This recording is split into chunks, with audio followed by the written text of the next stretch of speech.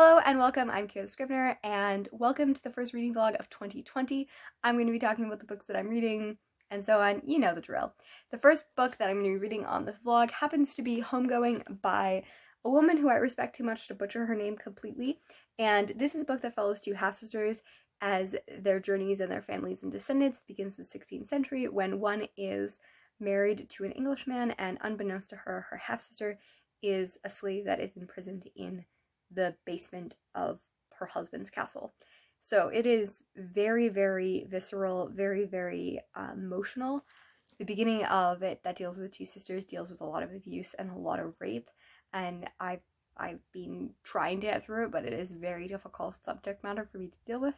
Now we are on generation 2, and I didn't think that the kind of transference over into the twos did very great on that, but I'm interested to learn their stories, and it comes right up to modern day. So it really deals with the legacy of how different people's lives and how colonization and the slave trade really impacted both Africa and also those who are of African descent elsewhere, and the diaspora of that. So I'm very excited to be reading it and debating it, even though it's a very difficult book to digest. I think that is a really important book to read. So that, and oh, I guess I can show off the books that I bought. I was like, I was dealing with the middle of like sexual violence, and I was like, I need something. So on the way home while listening to the book, I went to a thrift store and I bought 5 books for $4. So these are my first books of the year, and I got Fathers and Sons. I know this is a Russian classic. That's really all I know about it. And then I have Walden, and this is, I think it's nonfiction, but it could also be fiction, but it deals a lot with politics. I did read Civil Disobedience by Henry David Thoreau, and it was really remarkable. It was one of my favorite reads of 2018. So I'm really excited to be able to read this. And then I have 2 books by C.S. Lewis. We have Four Loves, which is this one, which deals with kind of the different kinds of love, and Mere Christianity, which is a book I've been meaning to read for forever. And then last but not least, we have The Awakening by Kate Chopkin and Other Stories.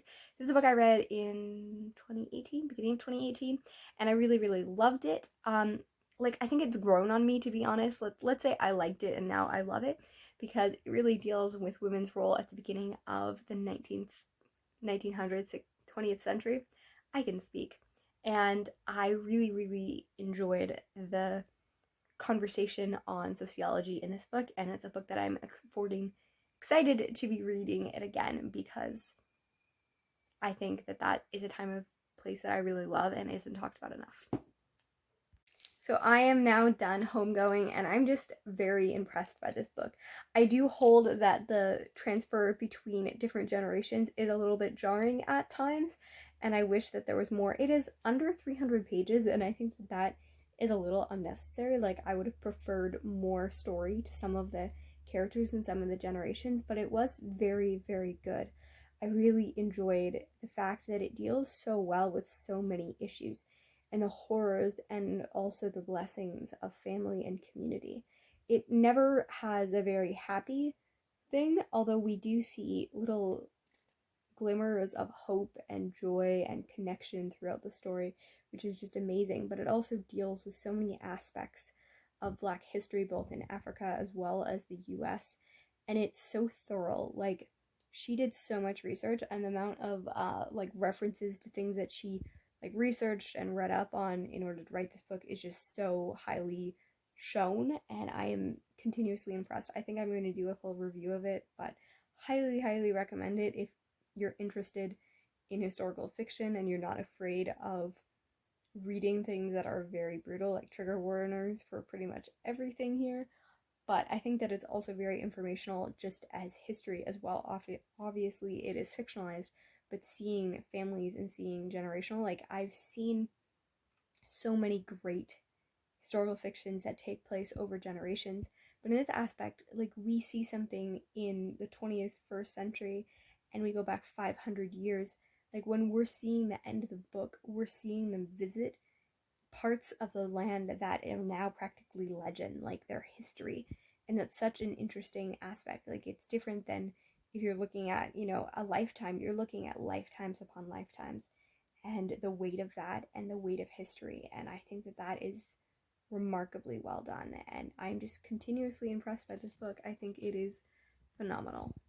So we are downstairs because I am cooking right now, and I just started Split Tooth, and I don't think it was the right decision, not because it's not a good book. It deals primarily with 1970s and a young woman growing up in Nunavut, which at the time was Northwest Territories because it hadn't been divided in Canada anyways, but it deals a lot with sexual violence and abuse right off the bat, and since I just finished Homegoing, which deals with that a lot, as well as Shadow of the Wind, which also has a fair amount of it in there, I really just needed a break. I think that's why it took me a while to finish Homegoing. It's just because I needed like something less dark. But now I feel committed, and I feel like when I take books that are really heavy and I don't read them for a while, I find really hard going back. And it's a shorter book, and it deals with poetry, and I thought it was nonfiction, but it actually has some fictionalized aspects of it as well, and some poetry and some folklore that is also intertwined, so I guess it's technically fiction, even though it's largely based on her real life. But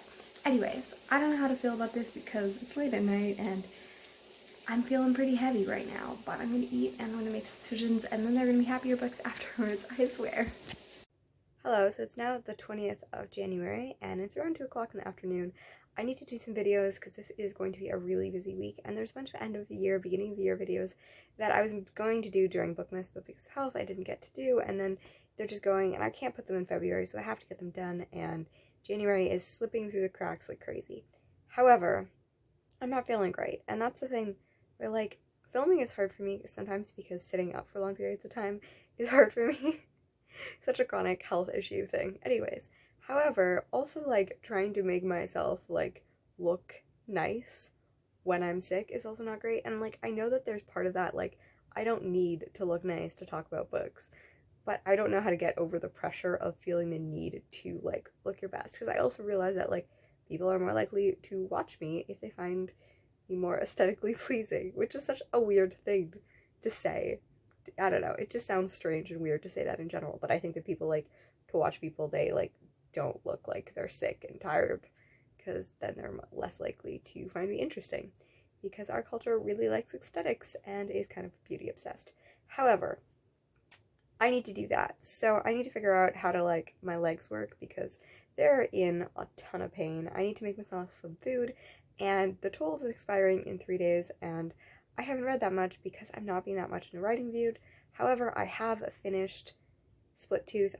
I just found it more triggering than helpful, I think, and that was really hard. But I'm done now, and I don't have a lot of thoughts. I didn't super connect with it. I think that, again, it's an important story.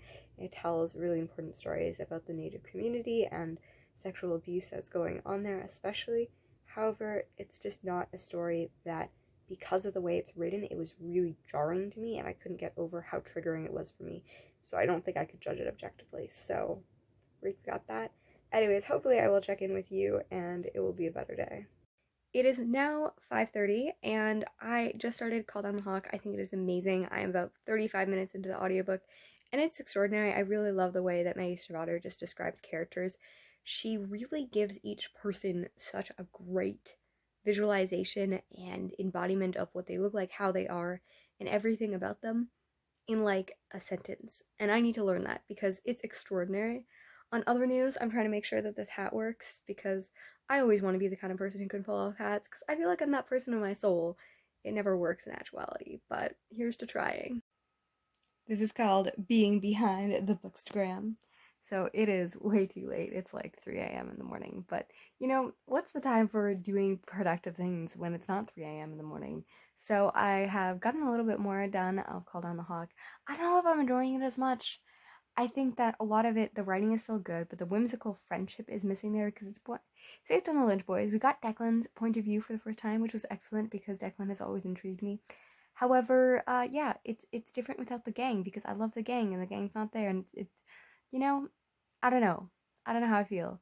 It's obviously good, and I'm not hating it or anything, but like a certain amount of magic is not there. So that's sad for me, but I am still enjoying it. I don't know if it was like the most whimsical because there is some dark crap happening. So, and I think the part of it, like, I love the Raven Boys. There was no plot. There was a little bit more plot here. So, how do we feel about more plot? Who knows? That's a terrible thing to say as a reader. However, I am going to be reading Lovely War after this, so I am so ready for something that like is a little bit more hyped up and like happy. Like I could even deal with romance right now. And like I'm not a huge romance person. Like don't mind me. I'm a sappy romance person in real life, but in books it's normally like over the top. But I've just read so much depressing crap lately that I need some jolly goodness in my life. Anyways, I am currently going through and doing some planning because real procrastination is planning. And I'm seeing Little Women tomorrow, so I should really go to bed because it's late. And we'll check in later. Hello, friends. So I'm currently on my way to Little Women. I'm very, very excited. I've heard it's really good. I'm still hesitant about Emma Watson as Meg because I just don't know if she can play docile enough.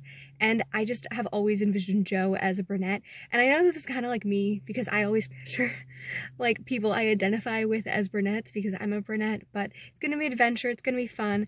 I have Great Gatsby with me because it's my smallest book. I need to read The Toll in the next like 24 hours, so I should really have brought it. But it's like a lot harder to carry in a purse because it is like this big and it does not fit. However, tonight is one of my best friend's birthdays, so we might be going to a bookish bar, and I freaking love it, and I might show you around if we're there in like a way that I'm not vlogging because that's too scary, but I'll show you the prettiness because it is wonderful and gorgeous. I don't know the last time I cried that much during a movie. I just wept the whole time. Oh my goodness, I need to decompress my thoughts from this movie. It was so freaking well done. Hello, so it's now 11:30 on the 21st. It's just been an epic day. I saw Little Women and I need to like talk about it in depth. It is such an extraordinary novel. I love it. I was pretty sure it was going to be botched, which was why I didn't look it up when it first came out because I was just like, I didn't have a lot of faith in it. And wow, I should have had faith in it. It's extraordinarily well done. And I just need to reread the book now because I haven't read it since I was 12 and I remember different feelings on it. And this book and movie, it was so excellent. On the way, I listened to Call Down the Hawk and it's good. It's missing some of the magic for me, and I think it's mostly the character interactions because it doesn't have to be the crew that we left, the gang. It's okay that they're not a huge aspect of it, but that was the part that really I loved so much is the world building as well as just the dynamics, and they could be different dynamics, but we're not getting a lot of that. We're getting a lot more like solo stuff, and that's fine. There's a new character introduced and she is very intriguing. I don't know how I feel about her yet. I want to like know her like I do the other characters, and I'm not getting that, which is a little bit. And I think that there's some contrived things that are for like plot heaviness that I just don't love. Like I never said I loved the plot of The Raven Boys because there isn't a lot of plot, and I love that. Like I'm not a plot reader. I enjoy really well thought out plots, but again, it's the characters who will break it for me, like make or break it for me. And yeah, it just has a little bit less of like the tongue-in-cheek writing as well. I don't know, it's hard because it is a good book and it's just hard for me as a Maggie Stiefvater fan of the Raven Boys to judge it completely just on its own merits, which isn't completely fair. However, it is kind of a sequel series, so it's also fair. Anyways, we were supposed to go to a bar, but we ended up staying in because my friend had to have an extra shift and she was just exhausted. So we watched Knives Out, and my goodness, it's amazing. Talking about like plot heavy series, book, movie. There you go. And I was trying to figure out halfway through, like the whole time I was like, Knives Out, I recognize this title, I recognize this title. It's because it's an Oscar nomination. So I watched 2 Oscar nominations in one day. So look at me, all bougie like. I don't even normally watch movies that much, not because I don't love movies, it's just that I find TV shows more enjoyable normally because I like character development, but both of these so well done in them. Knives Out plot, development, directing, all of it is really excellent, and I was just really happy to watch it, and I guessed things well. I guessed the murderer, even if I didn't guess everything else, so that made me happy. And it was just an awesome day, and I'm going to make my makeup that's half off, put it back on, and we're probably gonna film some stuff, so we'll be ready, and I'll catch up with you guys later.